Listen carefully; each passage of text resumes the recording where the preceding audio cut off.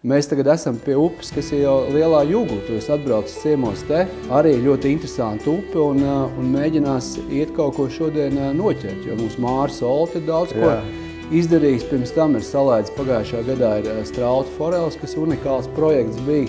Un tagad jums tas uzdevums būs ar Mārtiņu, kurš arī liels makšķernieks, pastīties, kas no tā visa palicis pāri. Es gribēju Mārtiņam parādīt arī to divroču tehniku, tas ir divrocīgais lašu kāds man ir. Mēs sākam runāt, viņš ieinteresējas, domāju, tad ir jāpaņem viņš līdzi jāparāda. Katrā ziņā tie laši šeit ir redzēti, ir skaidrs, ka viņi ir.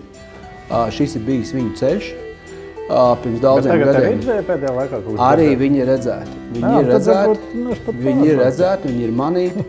Un, protams, ka mums ir jādara viss, lai viņi atgrieztos šeit. Tā kā tā, lai jums izdodās, lai jums forši neasakas. Un tad pastīsimies, kas tur būs, jā?